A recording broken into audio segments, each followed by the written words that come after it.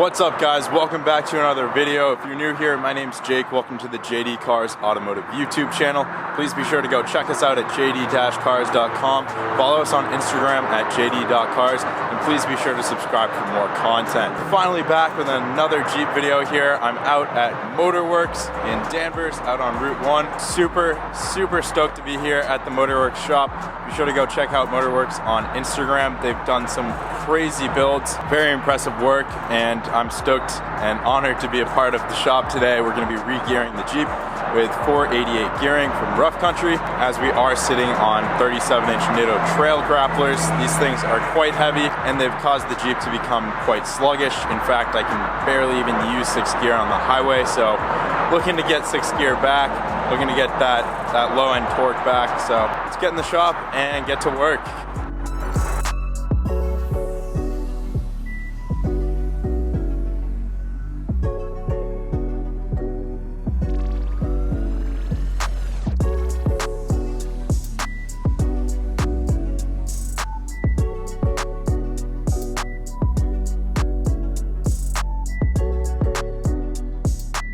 Alright, so we're here in the Motor Worx shop. We got the Jeep up on the lift. We're pulling off the front wheels. We're going to attack the front axle first here today.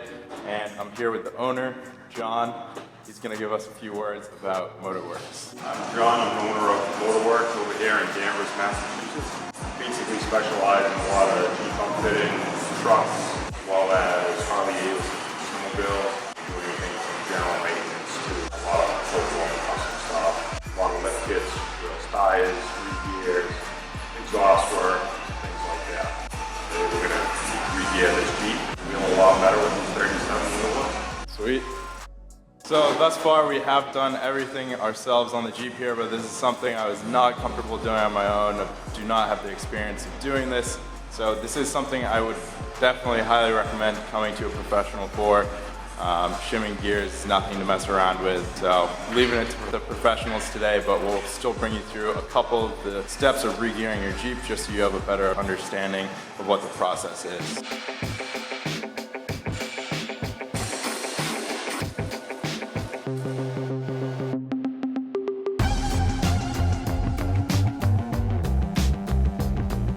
Alright, so first step here, we've dismantled our brakes, took off the rotors, took off the calipers. Now we're pulling the wheel bearings so we can pull the shafts out and remove the differential from the axle. Alright, so at this point we have both shafts pulled out of the axle here, which is going to allow us to remove the differential in the center. Just have to pull off a couple steering components in the front to gain access to the differential cover, and we'll be in.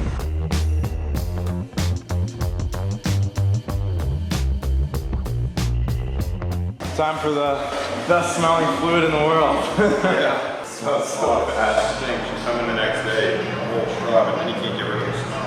Yeah, it smells like fish or something.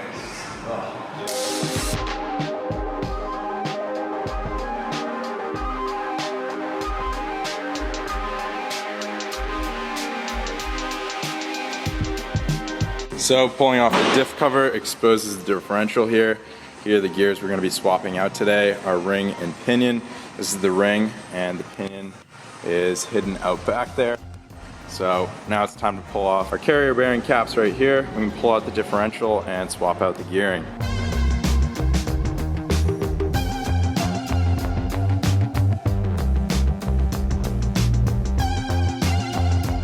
Alright, so we just had a bit of a explosive removal of the differential there, but we have our shims and whatnot laid out on either side. Those are important to keep track of and keep on their associated side.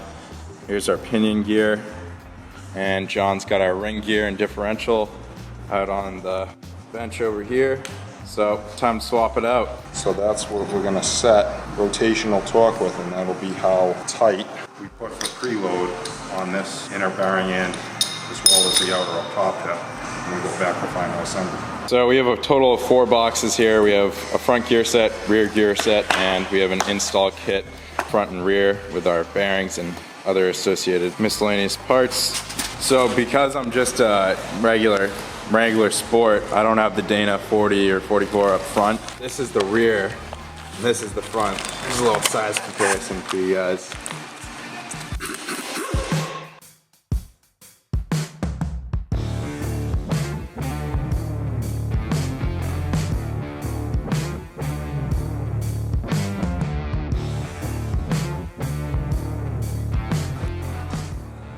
That's probably pretty hot.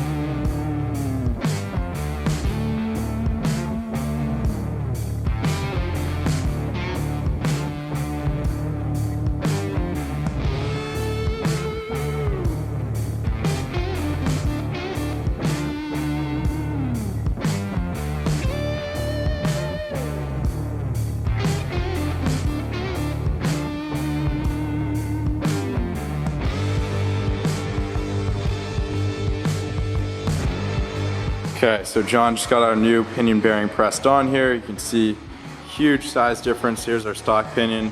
Here's our new pinion, a lot smaller. Gonna get us that lower gearing.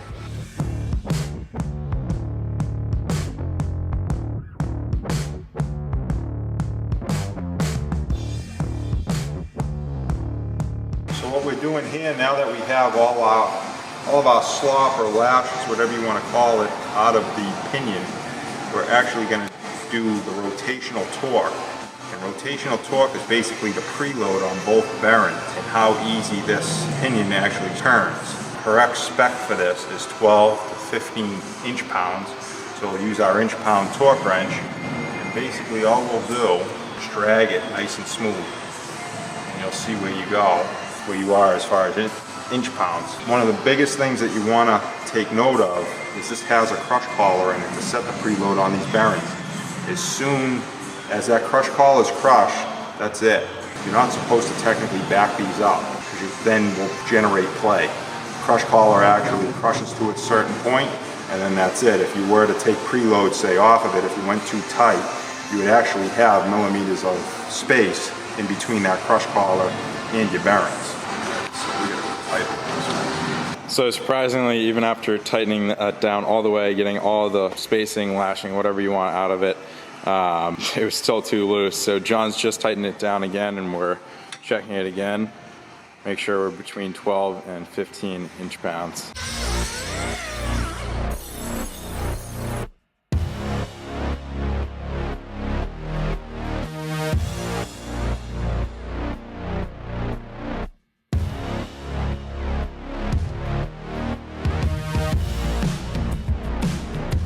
So we just measured out our backlash here, got that set up. John's gonna torque down our cap bolts now, 60 foot-pounds on the Dana 30 here.